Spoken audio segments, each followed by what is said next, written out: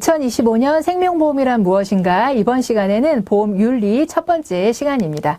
자, 우선은 보험회사의 영업행위 윤리준칙부터 살펴보도록 할 텐데요. 보험회사의 영업행위 윤리준칙의 주요 내용을 살펴보면 2018년 6월에 이제 윤리준칙을 제정해서 이제 소비자의 권익 제고를 위해서 기본 지침으로 활용하고 있습니다. 그래서 소비자의 권익을 제고한다는 거 보험회사의 권익 아닙니다. 그래서 그런 부분 체크해 주시면 되겠고요. 주요 내용은 사실 윤리 부분은요, 여러분이 읽어보시면 윤리적으로 맞는 부분들만 맞게 보시면 되고 답을 잘 고르실 수가 있어요. 그래서 이런 부분을 읽어보시면 되겠고요. 자, 그 다음에 보험 영업활동의 기본 원칙도 읽어보시면 됩니다. 당연히 이제 소비자의 권익 보호를 위해서 영업활동을 수행해야 되고, 자, 그 다음에 보험상품 판매 전후에 소비자와의 불균형을 해소하기 위해서 어떤 원칙들이 필요한지가 이제 5가지가 나와 있어요. 그래서 간혹 이제 나올 수 있기 때문에 우선은 신의성실의 원칙입니다. 서로 신뢰가 있어야 된다. 믿고 계약을 해야 된다라는 겁니다. 그래서 모집 종사자와 소비자는 서로 신의성실의 원칙을 준수해야 되고요. 그 다음에 적합한 상품을 권유해야 되고요. 그 다음에 부당한 영업을 금지하고 있고 충실한 설명 의무를 이행해야 되고 계약 유지 관리를 강화해야 된다. 그래서 여러분 읽어보시면 다 그래야 될 것 같은데 라는 내용들이라고 보시면 되겠습니다. 자, 그 다음에 이제 보험 소비자에 대한 정보 제공입니다. 정보는 적정성을 확보해야 돼요. 자, 그래서 객관적 근거에 따라 정확하고 승인된 정보를 제공을 해야 됩니다. 그래서 막 임의대로 만들어서 제공하면 안 되고요. 그래서 상품 광고나 이런 것들은 사전 심의 대상이 대부분입니다. 그래서 이런 것들은 보험협회의 심의표를 받고 사용해야 돼요. 그래서 광고를 할 때 그냥 마음대로 임의적으로 하는 게 아닙니다. 그래서 보험협회의 심의표를 받고 사용해야 되는데, 자, 보험회사의 준법감사인의 심의표를 받고 사용한다? 그러면 틀립니다. 그래서 상품 광고 중에 사전심의 대상이라고 하면은 사전심의는 어디서 받는다? 예, 보험협회에 받도록 되어 있다라고 보시면 되겠고요. 자, 그 다음에 보험 정보는 시의성을 확보해야 됩니다. 그래서 시기적절하게 이제 제공이 돼야 돼요. 그래서 정보의 시기 및 내용을 소비자의 관점에서 고려해서 제공을 해야 되는데, 우리가 정보라는 게 우리가 계약을 권유할 때 정보 시기에 맞게끔 또 제공해야 되는 게 있고, 체결할 때 시기에 맞게 제공해야 되는 게 있고요. 보험금을 청구할 때, 보험금을 지급할 때 이렇게 시적절하게 이제 제공이 되어야 된다라는 얘기입니다. 그래서 그 밑에 보시면 계약 체결 및 유지 단계의 정보 제공, 그러니까 시적절하게 제공하라고 했으니까 첫 번째 계약을 체결을 권유할 때는 뭐를 줘야 된대요? 상품 설명서로 안내를 해야 된다라는 겁니다. 정보를 제공해야 된다라는 거고요. 그 다음에 청약을 할 때 이제 권유를 해서 고객이 가입하겠대요. 그래서 청약을 한다라고 할 때는 뭘 보여줘야 될까요? 청약서 부본이나 약관을 제공함으로 인해서 시적절하게 이제 안내 자료를 제공해야 된다라는 거고요. 그 다음에 여기 보시면 1년 이상 계약을 유지하게 됐다. 그러니까 권유할 때는 상품 설명서, 청약할 땐 청약서나 약관, 그 다음 1년 이상 계약을 잘 유지하셨다. 그러면 내 계약이 잘 유지되고 있는지 또 궁금하시겠죠. 그래서 보험 계약 관리 내용을 연 1회 이상 보험 소비자에게 제공을 하도록 되어 있고요. 변액 보험은 분기별 1회 이상 제공하도록 되어 있습니다. 자, 그리고 저축보험은 판매 시점에 공시율을 적용한 경과기간별 해약환급금을 제공하도록 되어 있고, 의무보험은 일정 기간 전에 만기 의 사실을 갱신 절차와 함께 안내하도록 되어 있습니다. 그래서 이렇게 체결 권유, 체결 1년 이상 유지는 더 좀 잘 봐주시면 되겠습니다. 자, 그 다음에 모집 질서 개선을 통한 소비자의 보호예요. 아무래도 이제 보험이라고 하는 것들이 이제 고객이 보험회사가 더 많은 이제 지식이나 이런 것들을 알고 있기 때문에 모집 질서가 좀 클린하게 이루어져야 됩니다. 그래서 완전 판매 문화가 정착되도록 해야 되고요. 그 다음에 건전한 보험시장 질서를 확립해야 되고, 모집 종사자는 전문성을 길러야 되겠죠. 그래서 그런 부분들 설명되어 있고요. 완전 판매라고 하면 대표적으로 어떤 게 있냐? 저희가 3대 기본 지키기라는 게 있어요. 아마 이것도 다 배울 내용입니다. 그래서 상품 설명 잘하고, 약관 전달 잘하고, 약관 전달하면 상품 설명하는 거고요. 청약서 부본, 그리고 고객에게 자필 설명 받고, 이렇게 이제 모집을 할 때 지켜야 될 절차들을 잘 지키는 게 이제 완전 판매라고 보시면 되겠습니다. 자, 그 다음에 개인정보 보호는 당연히 개인정보를 수집하고 이용할 때 명확한 동의 절차와 최소한의 정보만 수집해야 되겠죠. 자, 그 다음에 보험 소비자 보호 조직 및 판매 관련 보상 체계를 보험회사는 이제 만들어야 합니다. 그래서 소비자 보호 총괄 책임자를 두어야 되고요. 업무 집행 책임자 중에서 준법 감시인이 감시인에 준하는 독립적 지위의 소비자 보호 총괄 책임자를 1명 이상 지정하도록 되어 있습니다. 그래서 소비자 보호 총괄 책임자를 두어야 된다는 것 정도 기억해 주시면 되겠습니다. 자, 그리고 분쟁 방지 및 민원 처리를 위해서 노력을 해야 되는데요.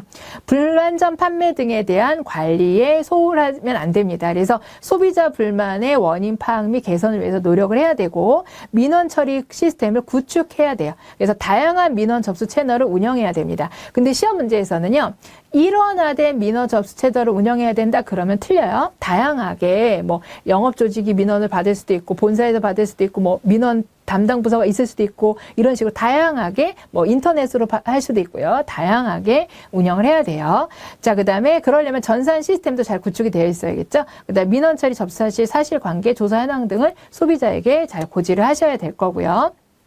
자, 그 다음에 분쟁 방지 및 효율적 처리 방안을 마련해야 됩니다. 그래서 담당 부서 지정이라든지 분쟁 예방 대책 마련이라든지 이런 것들을 잘 구축해야 돼요. 자, 그래서 시험 문제에서는 모집 종사자의 편의를 위해서 민원을 처리한다. 그러면 이거는 틀린 말입니다. 누구를 위해서 민원 처리하는 건가요? 고객을 위해서, 소비자의 불만을 해결하기 위해서 민원 처리를 하는 거지 우리 모집 종사자의 불편을 해결하기 위해서 민원 처리하는 것은 틀린 말이라고 골라내시면 되겠습니다. 자, 이제 내부 신고 제도에 대해서 좀 살펴보도록 할 텐데요. 금융기관은 아무래도 돈을 다루는 곳이다 보니까요. 내부에서 어떤 문제가 생겼을 때 그로 인한 이제 문제가 상당히 그 횡령이라든지 이런 문제 생기면 고객에게도 피해가 갈 수 있기 때문에 내부 신고 제도를 운영하고 있어요. 그래서 횡령, 배임, 공갈, 절도, 뇌물수수 등 행위가 있는 경우나 업무와 관련하여 금품이나 향응이나 이런 요구가 있거나 그다음에 위법하게 부당 지시가 있거나 그다음에 부당한 업무 처리가 로 판단이 되거나 이럴 때는 이제 내부 신고를 할 수가 있습니다. 자, 그런데 시험 문제에서요. 내부 신고 제도 대상의 행위가 아닌 것은 이런 문제가 있어요. 근데 이거 여러분 쉽게 골라내실 수 있거든요. 관리자로부터 보험계약의 모집 과정에서 위법성이 있는지 검토하라는 지시를 받았대요. 여러분 이거 부당한 지시인가요? 이거 혹시 문제 있는지 한번 알아볼래? 이렇게 한 거잖아요. 이거는 뭐 큰 문제가 없는 정당히 해야 되는 업무잖아요. 그러니까 이거는 내부 신고 대상이 안 되겠죠. 그래서 이렇게 골라내는 문제 나올 수 있습니다. 자, 이제 보험인의 사회적 책임입니다. 그래서 보험인은 당연히 이제 보험을 모집하는 과정에서 신의성실 원칙 앞에서도 나왔지만 책임이 크다라고 볼 수가 있습니다. 그래서 보험인의 윤리강령, 그래서 보험인은 사회적 책임을 강조하고 있는 윤리강령을요, 1968년도부터 제정해서 강령으로서 이제 지키려고 노력을 하고 있는데 이 강령은요 공공성, 공신력 제고, 성실 봉사, 새로운 보험 기술의 개발, 준법 이런 것들을 다루고 있습니다. 그런데 여기서 이제 다음 중 보험인의 윤리 강령 내용에 포함되지 않는 것은 이런 문제가 나올 수 있어요. 그러면 주지 가치의 극대화 이러면 요건 틀려요. 여러분 주주한테 배당을 많이 해주거나 이런 건 누가 해야 될 일일까요? 그거는 회사의 어떤 책임이라고 할 수 있겠죠. 그래서 보험회사가 져야 될 책임이지 모집인이 져야 될 책임이라고 보기는 어렵고요. 자, 그다음에 경쟁력 제고. 이것도 보험회사가 뭐 경쟁력을 제고할 수 있겠으나 보험 설계 모집인은요 공신력을 제고죠. 경쟁력 제고가 아니고요. 그래서 이런 식으로 이제 윤리 강령에 해당되지 않는 것 이렇게 골라내는 문제 나올 수 있습니다. 자, 보험의 설계사 윤리의 중요성은 여러분들 읽어보시면 되겠고요. 자, 그다음에 보험 설계사의 자세입니다. 보험 설계사는요 법규와 윤리 규범을 실천해야 되죠. 당연히 여러분들 이런 거는 뭐 읽어보시면 되겠고 설계사는 그리고 사명감을 가지고 일을 해야 됩니다. 그래서 단순한 상품 판매에 그치지 않고 기존 보험의 리모델링이라든지 가족 구성원별 보장 설계 서비스라든지 이런 것들 별도로 제안하는 등 어때야 돼? 이런 서비스를 자발적으로 서비스를 안내해야 된다. 그래서 수동적으로 하는 게 아니고요. 여러분들이 적극적으로 나서서 이런 어떤 서비스를 실천해야 된다라는 사명감을 가지고 해야 된다는 거죠. 그리고 전문성을 꾸준히 개발을 해야 됩니다. 근데 이 전문성이라는 건요, 꼭 보험 상품에만 국한되지는 않아요. 예를 들어 보험과 관련돼서 다양한 분야가 있어요. 세제도 있고, 그죠? 법률도 있고, 다양한 분야가 있기 때문에 보험 상품에만 국한하지 않고 보험과 관련된 다양한 분야, 세무, 부동산, 금융지식 이런 것들을 전문 지식을 함양해야 합니다. 자, 그런데 시험 문제에서 어떻게 나오냐? 보험 설계사는 보험 상품과 관련된 지식 습득에만 집중하는 것이 바람직하다. 그러면 요거는 틀리죠. 그래서 여러분들 요거는 쉽게 골라내실 수 있으리라 생각이 듭니다. 자, 그리고 이번에는 보험 설계사의 보험업에 대한 책임 살펴보도록 할 텐데요. 아까 불안전 판매 제가 3대 기본 지키기 설명드렸죠. 이 3대 기본 지키기 아주 중요합니다. 3대 기본 지키기가 뭐냐? 계약자에게 약관 교부 및 중요 내용을 설명을 하고 청약서 사본, 부본이라고 해도 같은 말입니다. 전달하고 자필 서명을 안내하고 확인하는 것입니다.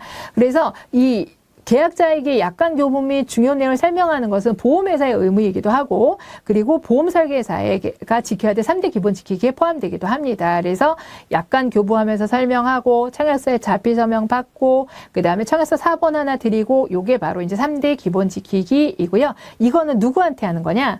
우리 보험계약 관계자에겐 누가 있었죠? 보험계약자, 피보험자, 수익자 이렇게 있었잖아요. 그중에 보험계약자에게 하는 겁니다. 그런데 자필서명의 주체는 보험 수익자이다. 그러면 이거는 틀려요. 보험계약을 하는 보험회사 계약을 맺는 당사자는 누구죠? 보험계약자. 그러니까 보험계약자에게 약관도 드리는 거고요. 청약서 부본도 드리고 자필서명도 받는 겁니다. 그런데 만약에 이걸 위반하게 됐다 그러면 계약이 성립한 날부터 3개월 이내 요거 이렇게 네모해놓고 요 안에 들어갈 말 이렇게 나오거든요. 그래서 계약이 성립한 날로 3개월 이내 계약을 취소할 수 있어요. 그러면 보험회사 납입한 보험료에다가 무슨 이자? 보험계약 대출이자 더해서 가산해서 반환하도록 되어 있습니다. 자, 부당한 계약을 전환했다라고 했을 때는 앞서서 이제 부활이라는 부분도 나왔었죠. 자, 그래서 이 부분 금지하고 있어요. 그래서 비교 안내 확인서에 자필 서명 받도록 되어 있습니다. 자, 그다음에 비윤리적인 판매 행위 금지하고 있고요. 무자격 모집한다든지 뭐 특별히 제공한다든지 뭐 경유 처리 뭐 다양한 것들이 있는데요. 이런 것들 하지 말도록 금지하고 있습니다. 그다음에 불법 허위 과장 광고 행위 당연히 안 되겠죠. 그래서 영리 목적의 광고성 정보를 보낼 때는요. 사전에 고객에게 동의를 확보해야지만 보낼 수가 있어요. 근데 우리가 뭐 만기가 됐다든지 보험료 납입일자가 돼서 납입하시라고 안내한다든지 이런 거는 해도 돼요. 그런 건 해도 되지만 신계약이 나왔으니까 신상품이 나왔으니까 가입하세요. 이거는 영리 목적입니다. 그러면 그런 거 광고할 때는 뭐를 해야 돼요? 사전 동의가 필요하다라는 거고요. 그 다음에 회사가 승인한 자료를 활용해야 됩니다. 내가 임의제로 만든 자료 활용하시면 안 되고요. 회사가 승인한 자료, 그래서 내부 심사 후에 관리번호를 부여한 자료들을 활용해야 되고요. 금융감독원의 승인이 아니라 내부 심사예요. 그 다음에 편법적 영행위는 하면 안 되겠죠. 뭐 대출 고객한테 상품을 강제로 미끼로 가입하게 강제로 한다든지 이런 것들은 금지하고 있습니다. 자, 그리고 보험 설계사가 이제 보험회사에 지는 책임도 있을 거예요. 그래서 법규 및 회사 규정을 준수하고 보험료 수령을 할 때도 지켜야 될 것들이 있습니다. 그래서 보험료 수령 시 회사의 이름에 영수증을 발급하고 즉시 회사에 계좌를 입금해야 돼요. 그다음에 보험료 유용하면 당연히 안 되죠. 내가 보관하고 있다 며칠 후에 입금하면 안 돼요. 그다음 일일 수금 등의 변칙적으로 수금 행위하면 안 됩니다. 예를 들어서 한 달 보험료가 30만 원이에요. 근데 매일 10,000원씩 받는 거예요. 그걸 일일 수금이라고 해요. 1만 원씩 받는 거. 그거 안 됩니다. 자, 그래서 이런 것들은 금지하고 있다. 그래서 설계사는 고객으로부터 일일 수금 방식으로 보험료를 수령할 수 있다. 그러면 이거는 틀립니다. 자, 그리고 언더라이팅에 정확한 정보를 제공해야 되겠고요. 고객의 불만 처리에 적극적으로 또 임해야 되겠고, 만약에 불만 사항을 접수했다 그러면 지체 없이 보험회사에게 알려야 합니다. 자, 그리고 이제 보험 설계사의 고객에 대한 책임입니다. 당연히 적합한 상품 판매해야 되겠죠. 그래서 재무 상태라든지 투자 목표, 위험 감수 수준, 과거의 투자 경험 이런 것들을 바탕으로 특히 이제 변액보험 같은 경우에 이런 것들이 상당히 중요하겠죠. 그래서 이런 것들을 적합한 상품을 판매해야 되겠고요. 변액보험은 그래서 표준 계약, 권유, 준칙, 일반 원칙이라는 걸 마련해 두고 이런 것들을 지켜서 판매하도록 되어 있어요. 그래서 여러분들 요거는 읽어보시면 변액보험 자체가 투자 계약자한테 책임이 귀결되는 거잖아요. 그렇기 때문에 이런 부분들이 중요하다라는 거 여러분 읽어보시면 충분히 아실 수 있는 내용입니다. 자, 그리고 회사 및 상품 소개할 때는 인증된 자료, 그리고 자세히 설명한 설명 의무, 중요한 내용들을 잘 설명해야 되고요. 자, 그 다음에 고객의 정보를 보호해야 돼요. 근데 고객의 동의 없이 마케팅 목적의 정보를 활용하면 될까요? 안 될까요? 외부 유출하면 당연히 안 되죠. 금지입니다. 그리고 여러분 이거 아주 중요해요. 주민번호는요. 법령에서 허용한 경우를 제외하고는요. 고객이 동의를 했더라도 사용 불가합니다. 이런 목적으로 사용 불가능해요. 주민번호는. 그래서 고객의 주민번호는 고객의 동의를 받은 이후에 마케팅 목적으로 활용할 수 있다? 그러면 이거는 틀립니다. 자, 그 다음에 고객 관리 잘 해야 되고요. 그리고 이제 보험 설계사의 사회에 대한 책임, 이 부분은 보험 설계사가 사회적으로 이제 어떤 이미지나 이런 것들이 영향을 미치기 때문에, 앞서 있었던 영업행위 윤리준칙이나 이런 부분들을 잘 지키면서 우리가 영업을 해야 될 것입니다. 보험윤리 두 번째 시간입니다. 자, 우선은 이번 시간에 자세히 알아볼 거 보험 사기인데요. 보험 사기 개념부터 알아보도록 할게요. 보험 사기는 보험의 원리상 지급받을 수 없는 보험금을 수령하는 행위, 실제 손해보다 많은 보험금을 청구한 행위, 또는 보험 가입 시 실제보다 적은 보험료를 납입할 목적을 가지고 행동하는 행위 등을 우리가 이제 이런 걸 통틀어서 이제 보험 사기라고 하고 있습니다. 그래서 이 부분은 자주 나오진 않지만 이거 예시를 들어놓고 이런 것들이 보험 사기에 해당하는지 안 되는지 이런 것들 나올 수 있고요. 보험 사기의 객관적 구성 여건이나 주관적 구성 여건을 여러분들 한번 읽어보시면 됩니다. 근데 이제 시험에 잘 나오는 건 요거예요. 보험 사기의 구분입니다. 그래서 보험 사기는요, 연성 사기와 경성 사기 두 가지로 구분이 되거든요. 여러분들 이 중에서 연하고 경, 이제 이 중에 더 나쁜 게 뭘까? 여러분 경성사기가 더 나쁜 겁니다. 그러니까 연성사기가 영어로는 소프트거든요. 그리고 경성사기는 하드예요. 그래서 연성사기는 사고 자체는 조작이 아니라고 보시면 되는데 경성사기는요. 사고 자체도 조작인 거예요. 그래서 뭐 짜고 사고 내는 거 있잖아요. 그런 게 이제 경성사기입니다. 근데 연성사기는 일어난 사고를요, 좀 보험금을 많이 받으려고 부풀리거나, 뭐 장기 입원을 하거나, 아프지 않은데도 이런 것들이 연성사기다라고 보시면 돼요. 자, 그래서 보험사고를 과장하여 보험금을 청구하거나, 그러니까 과장하거나, 료를 비정상적으로 줄인다든지, 그러니까 사고 자체가 조작은 아니고요. 이렇게 뭔가 다른 방법으로 부당하게 과장 확대하거나 축소하거나 이래서 이제 만들어낸 사기를 뭐라고 한다? 연성사기라고 한다는 거죠. 그래서 장기간 입원이라든지 고지의무 위반 같은 거를 우리가 연성사기라고 할 수가 있어요. 자, 경성사기는요, 계획적이고도 의도적이고 이렇게 해서 사고를 조작하는 거예요. 그러니까 아주 심각한 거죠. 그래서 피보험자를 해치거나 사망, 위장 행위 등으로 추가 피해자를 발생시키기도 하고요. 과거에는 연성사기가 대부분이었지만요. 최근에는 경성사기가 증가하는 추세입니다. 그래서 시험 문제에서는요. 연성사기와 경성사기를 서로 이제 크로스를 하는 거예요. 예를 들어서 사고를 조작하는 거를 연성사기라고 한다. 그러면 틀리는 거죠. 그 다음에 보험사고를 과장하거나 보험료를 비정상적으로 줄이는 행위를 경성사기라고 한다? 그러면 틀리는 거죠. 그래서 이렇게 서로 크로스해서 잘 나오고요. 그래서 이 연성사기와 보험사기는 상당히 이제 중요하기 때문에 여러분들이 꼭 기억을 해주셔야 된다라고 볼 수 있겠습니다. 자, 그러면 이렇게 보험사기를 저지르게 됐다라고 하면 처벌하는 규정도 있어야 될 거예요. 그래서 이제 처벌 규정입니다. 그래서 과거에는요, 보험사기를 따로 처벌하는 법이 없었어요. 그래서 형법상 사기죄라는 걸로 처벌을 했었습니다. 그런데 이제 사기가 점점 늘어나는 거죠. 그래서 더 이상은 안 되겠다라고 해서 2016년 9월 30일에 보험사기 방지 특별법이라는 것을 시행하게 되었습니다. 그래서 2016년 이전에는 형법상 사기죄로 처벌을 했고요. 보험사기 방지 특별법상 보험사기 행위는 만약에 해당이 된다 그러면 10년 이하의 징역 5천만 원 이하의 벌금에 처해질 수 있고요. 상습범은 가중처벌도 됩니다. 그래서 저희가 15 이렇게 외우거든요. 이 처벌 규정이 간혹 시험 문제 나올 수 있기 때문에 그래서 보험사기 방지 특별법에서는 10년 이하의 징역 5천만 원 이하의 벌금에 처해질 수 있고 상습적으로 사기를 저지르면 가중처벌도 될 수 있다. 그리고 2024년부터는요. 보험사기 행위자에 대해서 징역형과 벌금형도 병가가 가능하도록 법이 추가적으로 이제 제정이 되었습니다. 자, 그다음에 보험사기 방지 특별법의 주요 내용을 살펴보도록 할게요. 우선은 보험사기 방지 특별법에서는요. 보험사기를요. 보험사고 발생 원인 또는 내용에 관하여 보험자를 기망하여 보험금을 청구한 행위라고 규정하고 있습니다. 여러분 보험자는 누구죠? 보험회사입니다. 그래서 보험회사를 속여서 보험금을 타가는 행위라고 이야기할 수 있겠죠. 자, 그래서 보험사기죄에 해당을 하게 되면 보험사기 행위로 보험금을 취득하거나 제3자에게 보험금을 취득하게 한 자, 그러니까 내가 사기로 인해서 내가 보험금을 취득한 경우도 해당이 되고요. 제3자에게 보험금을 취득하게 한 경우도 보험사기에 해당이 됩니다. 그래서 또 알선, 유인, 권유, 이런 광고 이렇게 한 분도 보험사기에 해당이 된다라는 거예요. 그래서 시험 문제에서 보험사기 행위로 보험금을 취득하거나 제3자에게 보험금을 취득하게 한 자도 보험사기에 해당한다. 그럼 맞아요? 틀려요? 맞습니다. 자, 이렇게 보시면 되겠고. 자, 그러면 보험사기의 역사가 어떤가? 이 부분은 여러분들 읽어보시면 돼요. 그래서 참고적으로 읽어보시면 되겠습니다.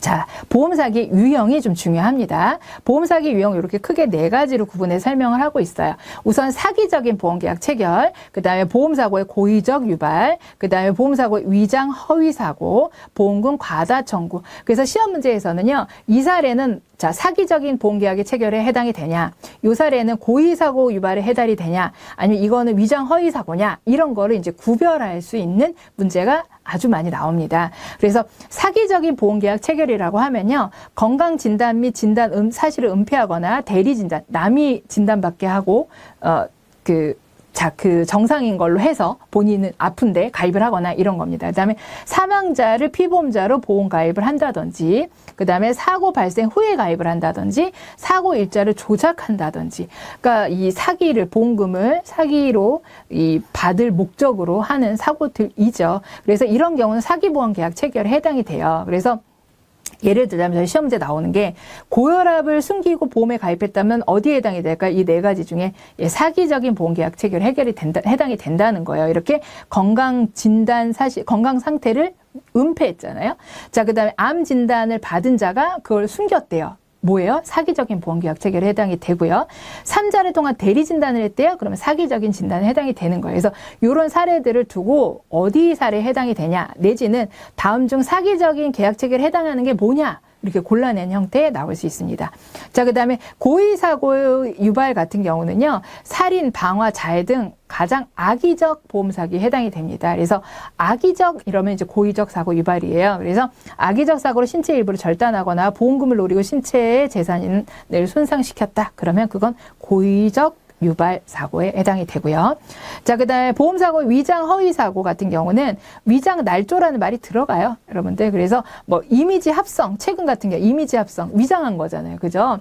허위잖아요. 그러니까 요거는 여러분들 그래도 골라내기 쉽습니다. 그래서 감기임에도 폐렴으로 속이고 입원을 했다. 그거는 허위죠.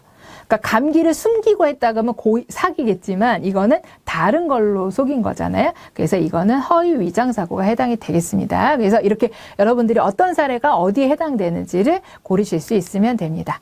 자, 그러면 이제 보험 사기의 정보와 비대칭 현상인데요. 이제 이런 일들이 일어나게 되는 부분들이에요. 우선은 이제 도덕적 해이, 그 다음에 역선택인데요. 이 역선택이 시험 문제에 잘 나옵니다. 자, 도덕적 해이라는 거는요, 보험사고 발생 가능성을 높이거나 손해를 증가시킬 수 있는 보험계약자나 피보험자의 고의 또는 불성실에 의한 행동이라고 우리가 정의할 수 있습니다.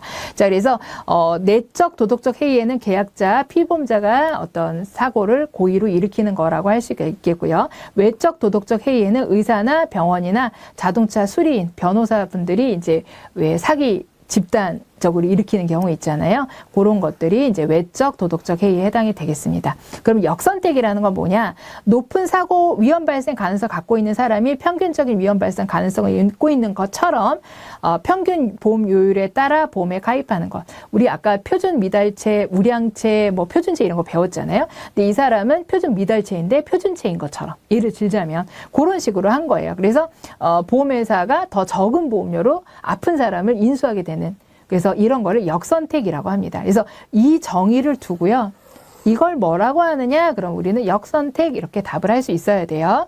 자, 그래서 기왕의 병력에 대한 고지의무 위반이라든지 사고 발생 후 보험 가입한다든지 이런 게 이제 역선택으로 해당이 될 수가 있어요. 그래서 역선택은 계약 체결 전에 일어나는 일이라고 볼 수 있고요. 도덕적 해이는요, 계약 체결 후에 사고를 고의로 만드는 그런 부분들이라고 할 수가 있겠습니다. 그래서 전과 후, 전은 역선택, 후는 도덕적 해이. 그래서 요 순서 바꿀 수 있겠죠. 그래서 이렇게 여러분들 기억해 주시면 되겠습니다. 자, 이번에는 보험 사기의 특징입니다. 보험 사기의 특징 첫 번째는 고액 및 다수의 보험 계약 체결입니다. 그래서 여러 회사에 가입해서 고액을 가입한다든지 이렇게 고의로 사고를 내서 보험금을 받아가는 그런 사고들이 늘어나고 있고, 비연고성 자발성 계약. 그래서 모르는 데 가가지고 가입을 하는 거죠. 잘 모르는 사람한테. 보통 여러분 보험은요, 잘 아는 사람한테 주로 가입하잖아요. 그런데 갑자기 뭐 전화가 온다든지 이렇게 직접 찾아와서 가입한다든지 이런 특징들이 있어요. 그러니까 보험 사기 계약은 이런 특징을 갖고 있더라는 거죠. 갑자기 고액을 한다든지, 갑자기 여러 개를 든다든지, 갑자기 모르는 사람이 뭐 이런 보험을 가입한다고 전화를 온다든지 좀 부자연스러워요. 그 소득이 낮은 거를 우리가 뭐 차별할 필요는 없겠지만, 소득이 상당히 낮은데도 막 고가의 보험료를 납입을 한다든지 좀 부자연스럽잖아요. 이제 이런 계약들, 그 다음에 보험 사기자의 개인적인 특성들도 있을 수 있어요. 그 사람이 재정적으로 어렵다든지, 비정상적인 생활을 한다든지, 좀 탐욕이 높다든지, 허영심이 좀 많다든지, 이런 것들이 또 하나의 보험 사기 계약의 특징이 되기도 한다라는 겁니다. 그래서 평소 개인적으로 잘 알고 있는 보험사회사의 권유에 의해 가입한다. 이런 사기를 저지르는 고객들이 그럴까요? 그래서 잘 아는 사람보다는 잘 모르는 사람한테 비연고성 계약이 주로라는 겁니다. 그러니까 이 말은 틀리다라고 할 수가 있겠고요. 보험사기의 특성입니다. 이 부분도 좀 중요합니다. 그래서 보험사기 특성에 있어서는 감소하고 있다 그럼 무조건 틀려요. 보험사기가 계속 늘어나고 있기 때문에. 그리고 여러분, 보험사기 혼자 할까요? 아니에요. 개인적으로 사고를 내는 게 아니고요. 요즘에는 조직적으로 여러 사람이 한꺼번에 막 이렇게 책이 나눠져 있고, 보이스피싱처럼요. 그렇습니다. 그래서 복합적인 다른 범죄를 유발하기도 하고요. 그다음 입증이 곤란하고, 그다음에 수법이 다양하고 지능화되고 조직화되고 있어요. 그다음에 보험 사기 피해가 선의 계약자에게 이렇게 전가되고 있고요. 죄의식이 부재한 그런 사고들도 지금 늘어나고 있다라는 게 이제 보험 사기의 특성입니다. 그래서 만약에 이제 이렇게 보험 사기가 개인화되고 있다, 그럼 틀려요. 왜냐하면 조직화되고 있기 때문에. 그래서 그리고 보험 사고에서 있어서 입증이 곤란하다고 돼 있잖아요. 근데 입증이 용이하다는 건 쉽다라는 거거든요. 이런 거는 틀린 말로 골라내시면 되겠습니다. 자, 보험 사기가 좀 전에도 선의의 피해자에게 피해를 준다는 내용이 있었는데, 보험 사기는 사회적 피해가 아주 상당히 큽니다. 그래서 보험회사는 수지상등의 원칙을 활용해서 우리가 보험 사업을 영위를 하잖아요. 근데 이 보험 사기로 인해서 보험금이 많이 나가게 되면 존립 자체가 위협을 받을 수도 있다라는 거예요. 어떤 상품 그래서 판매 중단이 되기도 하고요. 그리고 진짜 중요한 건 이거죠. 사기로 인해서 못할 게 없다. 그러면 안 되잖아요. 사람을 죽인다든지 이런 일이 생기면 안 되기 때문에 생명조충 가치관이 파괴된다는 게 아주 중요한 피해 중에 하나고요. 모방 범죄나 동조행위가 늘어나고 있다는 것도 큰 문제입니다. 그리고 보험사업에 대한 이미지를 악화한다는 문제도 만들어내고요. 공보험료 인상을 초래해요. 이거 여러분들 중요합니다. 사보험에, 우리 민영보험사는 사보험이잖아요. 그런데 실손의료비 특히 같은 경우에 실손의료보험에서 보험금이 많이 나간다는 얘기는 그 병원도 자주 갔다는 얘기잖아요. 그러면 의료보험으로도 많이 청구를 했다는 얘기가 되는 겁니다. 그렇기 때문에 공보험도 인상되는 경우가 생기는 거예요. 그래서 공보험의 재정에도 심각한 영향을 미치게 됩니다. 그래서 문제 보시면 사기로 인한 피해는 공보험의 재정 악화를 초래하지 않는다? 그러면 틀려요. 그래서 이런 사기는 사보험 및 공보험까지도 재정 악화를 초래한다라는 게 특징입니다. 자, 그리고 보험 사기 적발 실적은요, 여러분들 이제 읽어보시면 되는데, 증가 추세라는 거, 감소라고 나오면 다 틀려요. 자, 그리고 보험금 누수가요, 2인당 11만 원 이상의 추가 부담금이 발생한다라고 추산이 된다라고 합니다. 그리고 이제 보험 사기를 저지르는 분들의 이제 직업을 봤을 때는 회사원이 가장 많다고 하고요. 그 다음에 무직, 일용직이 그 두 번째에 해당이 된다라고 합니다. 그리고 사기 유형 중에 가장 많은 거는 사고 내용을 조작하는 게 가장 많다. 그래서 간혹 이렇게 순위를 이렇게 가장 많은 게 뭔지, 뭐 아니면 누가 가장 많이 사기를 저지르는지, 직업의 비중이냐 이런 거에 순위가 간혹 나올 수 있기 때문에 그 부분 기억해 주시면 되겠고요. 정말 중요한 건 이 부분이에요. 보험 사기 방지 활동입니다. 앞서서 우리가 보험 사기가 많이 일어나고 있다, 뭐 이런 현상이 있다, 뭐 그런 것들도 중요하겠지만 진짜 중요한 건 뭐예요? 방지 활동을 통해서 사기를 줄이는 게 더 중요하겠죠. 그래서 시험 문제에서는 이 부분이 시험 문제가 훨씬 많이 나옵니다. 그래서 아주 이제 종합적으로 다양한 기관에서 보험 사기를 방지하기 위해서 노력을 하고 있어요. 그래서 각각이 다 시험 문제로 나오기 때문에 우선은 금융감독원과 건강보험공단과 손생보험협회가 같이 하는 활동이 있습니다. 그래서 건강보험과 민영보험이 연계된 대규모 보험 사기에 대해서는요, 공동조사 협의회를 출범해서 공동조사를 하고 있어요. 아무래도 민간보험하고 연관이 있다 그랬죠, 공보험하고는. 자, 그 다음에 경찰청은요, 보험범죄수사협의회를 운영을 하고 있습니다. 이 협의회에는 누가 들어가 있냐? 금융감독원, 생손보협회, 보험회사로 구성이 돼 있어요. 근데 여기에 보험회사가 빠지면 틀립니다. 자, 보험범죄수사협의회는 보험감독원, 생손보험협회가 구성되어 있다 이러면 틀려요. 보험회사가 들어가야 돼요. 자, 그 다음에 금융감독원은요, 보험사기 인지 시스템을 만들고 개선하고 있습니다. 자, 그 다음에 보험회사는요, 보험사기 특별조사반 SIU라는 걸 설치해서 이제 관리하고 있고요. 자, 그리고 보험회사와 금융감독원이 함께 하는 게 있어요. 이 부분이 상당히 중요해요. 그래서 각각이 뭘 지금 하고 있는지들 여러분들 다 중요하고요. 자, 보험회사 금감원이 같이 하는 거는요, 보험범죄 신고센터를 설치 운영하고 있고요. 제보건 중에 사기로 확인된 건에 대해서 포상금도 지급합니다. 자, 그래서 문제에서는요, 신고된 건에 대해서 포상금 지급한다? 그럼 틀려. 신고되고 확인된 건에 대해서 포상금 지급하는 거예요. 자, 그 다음에 이 신고할 수 있다 그랬잖아요. 이 신고센터에. 이거는요, 대면으로 하든, 뭐 인터넷으로 하든, 뭐 직접 뭐 서류로 하든 다양하게 신고할 수 있거든요. 근데 인터넷 통해서만 신고할 수 있다? 그러면 요건 틀려요. 자, 그리고 보험회사, 이 보험범죄 신고센터는 보험회사랑 누구랑 하는 거예요? 금융감독원이랑 하는 거거든요. 근데 금융위원회랑 한다, 예금보험공사랑 한다, 손생보험협회랑 한다? 그러면 다 틀립니다. 그래서 요 부분이 상당히 시험 문제 많이 나와요. 그리고 이제 보험회사의 SIU 같은 경우는 금융감독원에 설치되어 있다? 그럼 틀려요. 보험회사에 설치되어 있죠. 그리고 보험회사가 처벌하고 있다? 그럼 틀려요. 이 보험회사는 처벌할 수 있는 권한은 없습니다. 뭐 경찰이나 검찰이나 이런 데서 처벌을 하겠죠. 보험회사가 처벌할 수 있는 권한은 없어요. 자, 그래서 이 방지 활동은 다 중요하니까 여러분들 체크해 주시기 바랍니다. 자, 그리고 보험사기 조사 업무 효율을 위한 제도적 방지 활동이 있습니다. 그래서 각종 법령들을 계속 이제 사기를 방지하기 위해서 법령들을 계속 추가하고 있거든요. 자, 그래서 우선 2008년도에는 보험업법상 이제 보험계약자 등 의무로 보험사기 행위를 이제 금지하는 조항을 넣어두었고요. 자, 두 번 2014년도에 와서는 이제 보험 관계 업무 종사자의 보험사기 행위를 명시적으로 금지하는 조항을 신설했고요. 그리고 우리 앞서 배운 것처럼 2016년도에는 이제 고객이 보험사기 저지르게 되면 처벌하겠다는 보험사기 방지 특별법을 만들게 되었고, 2022년에는요, 보험사기 조사 업무 모범 규진이라는 것도 제정을 했습니다. 그래서 여기서는 여러분 2014년도에 보면 보험 관계 종사자의 사기 행위를 명시적으로 금지했다 그랬잖아요. 근데 시험 문제 이렇게 나와요. 보험 관계 업무 종사자의 사기 행위를 명시적으로 금지하는 법률 체계가 마련돼 있지 않아서 시급한 입법 조치가 필요하다 그러면 틀려요. 이미 마련이 되어 있잖아요. 그래서 이거는 틀린 말이라고 보시면 되겠습니다. 자, 이제 보험 설계사 등의 사기 연루 사례를 좀 살펴보도록 할 텐데요. 보시면 이제 병원이나 정비업소나 이런 분들하고 같이 이제 보험 사기를 만드는 그 부분이 증가되고 있고, 일반 범죄에 비해서 모방 범죄에 대한 파급 효과가 큽니다. 아무래도 보험 설계사분들이 보험에 대해서 잘 알기 때문에 제도도 잘 알고 회사도 잘 알잖아요. 그러니까 이런 거에 대한 그 규모나 이런 게 더 커질 수 있죠. 그래서 그 파급 효과가 더 크다라고 할 수가 있겠습니다.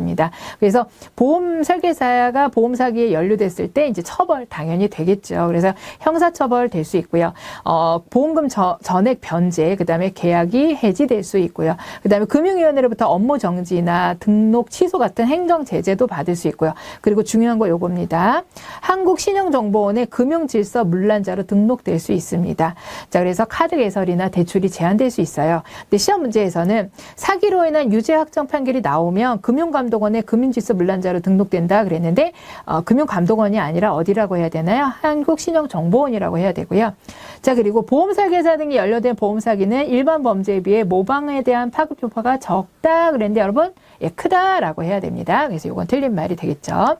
자, 그 다음에 이제 연루 사례가 나와 있는데요. 7대 보험사기 유형 유발 행위입니다. 그래서 이거는 여러분들 읽어보시면 되겠습니다. 자, 그 다음으로는 생명 존중과 자살 예방 부분입니다. 그래서 우리나라의 이제 자살 현황 및 문제에 대해서 나와 있는데요. 우리나라의 자살 현황에 문제가 있다라는 거는 여러분들도 잘 알고 계실 거예요. 그래서 OECD 국가 중에서도 자살률이 가장 높은 수준에 해당이 됩니다.